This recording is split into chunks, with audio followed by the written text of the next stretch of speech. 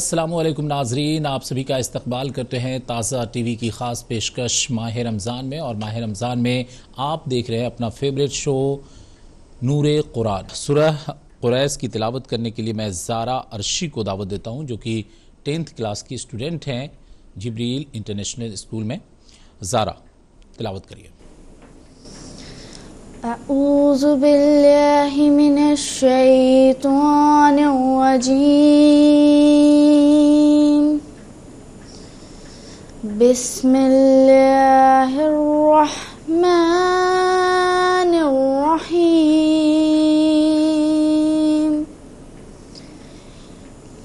لإیلاف قریش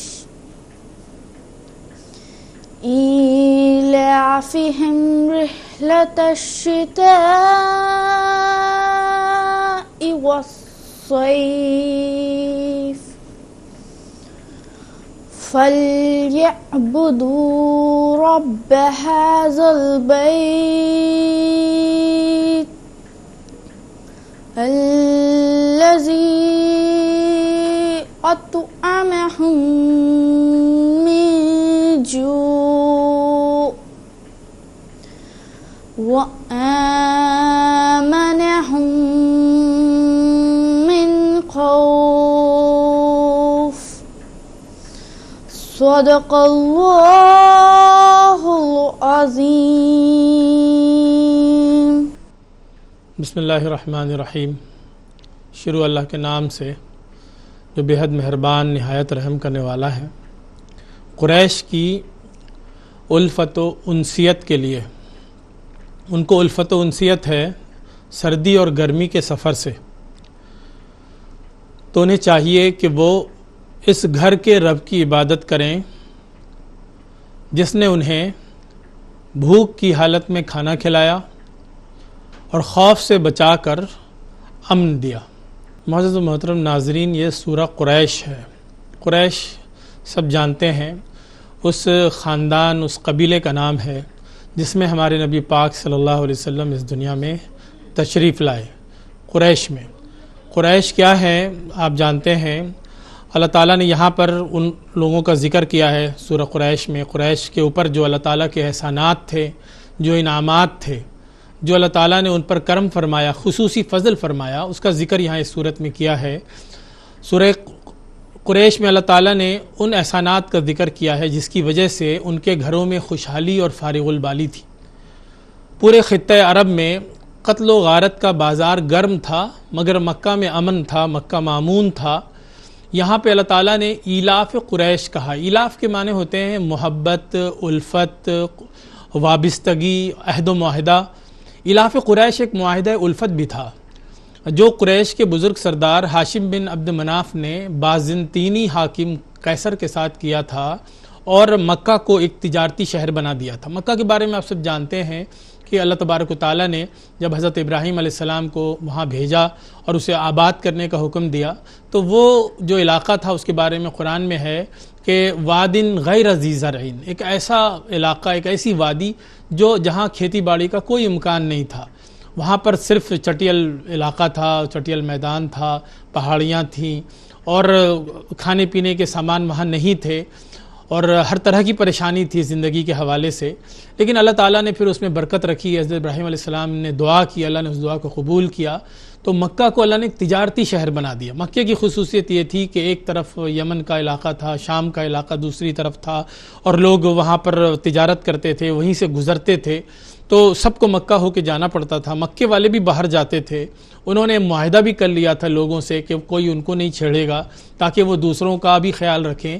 اور اس سے بڑی بات یہ تھی کہ قریش کو اللہ تبارک و تعالیٰ نے جو مکے کی تولیت دی تھی، وہ جو مکہ کے متولی تھے، مجاور تھے، اس کا خیال رکھتے تھے، اور حج کے موقع پہ لوگوں کی میزبانی کرتے تھے، اور دیگر مواقع پر بھی لوگ جو طواف کرنے آتے تھے، عمرہ کرنے آتے تھے، ان کا خیال رکھتے تھے۔ تو پورے عرب میں قریش کی بڑی عزت تھی اس وقت، جب کہ پورا عرب غیر معمون تھا، لوگ ایک دوسرے پر حملے کر رہے تھے، کوئی باہر نکلتا تھا تو اس کے لیے واپسی مشکل ہو جاتی تھی، جان کے لالے پڑتے تھے۔ ایسے وقت میں جب قریش کے لوگ کہیں جاتے تھے تو لوگ ان کا احترام کرتے تھے کہ نہیں، یہ قریش ہیں، یہ خانہ کعبہ کے متولی ہیں، ان کو کعبہ کے نگراں ہیں، کعبہ کا خیال رکھتے ہیں، کعبہ کی خدمت کرتے ہیں، حرم شریف کے خادم ہیں۔ تو اللہ تبارک و تعالیٰ نے اس کے وجہ سے ان کو بڑی عزت دی تھی۔ اور ہاشم بن عبد مناف کے انتقال کے بعد عبد الشمس، نوفل اور عبد المطلب نے اس نظام الاف کو مزید مضبوط بنایا تھا، اور قریش کے لیے گرمیوں میں یمن کی طرف اور سردیوں میں شام کی طرف بلا خوف و خطر آنا جانا آسان ہو گیا تھا۔ یہ تجارت ہی تھا، یہ تجارت تھی جو ان کی زندگی جس نے بچا کر رکھی تھی۔ یہ تجارتی سفر ان کے لیے رگ جان کی حیثیت رکھتے تھے، اور وہی وہ ایک منڈی تھی جہاں ہر طرف سے سامان آتا تھا اور جاتا تھا۔ تو اللہ تبارک و تعالیٰ نے ان کو اپنا یہ احسان یاد دلایا ہے کہ دیکھو کعبے کی وجہ سے تم کو کتنی عزت حاصل ہے اور کتنا تمہارا خیال رکھا جاتا ہے۔ کعبہ وہ گھر ہے جو اللہ کا گھر ہے، تم جانتے ہو اللہ کا گھر ہے۔ اللہ کے حکم سے حضرت ابراہیم علیہ السلام نے اس کو آباد کیا تھا، ان کی اولادیں وہاں پہ آباد تھیں، وہ سارے لوگ وہاں موجود تھے۔ جو حج کا سلسلہ ابراہیم علیہ السلام نے شروع کیا تھا وہ سلسلہ قائم تھا، لوگ آ رہے تھے، جا رہے تھے اور طواف کر رہے تھے۔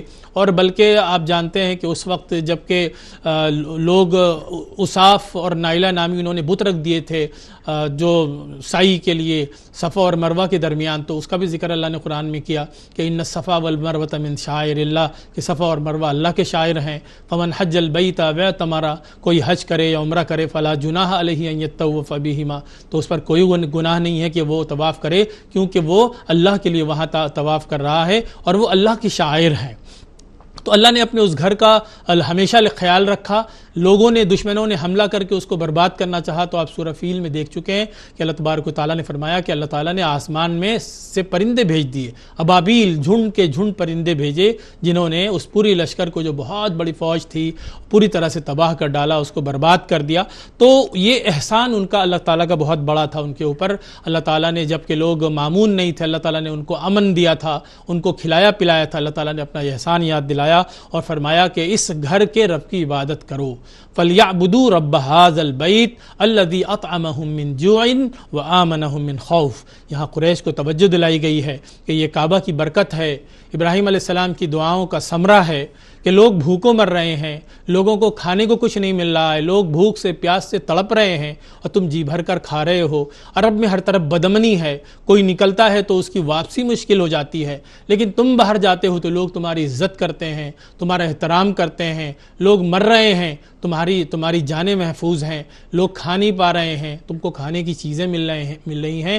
یہ اللہ کا بہت بڑا انعام ہے۔ اس انعام کی قدر کرو اور اس رب کی عبادت کرو جو اس گھر کا رب ہے۔ فَلْيَعْبُدُوا رَبَّ هَذَا الْبَيْتِ الَّذِي أَطْعَمَهُم مِّن جُوعٍ وَآمَنَهُم مِّن خَوْفٍ۔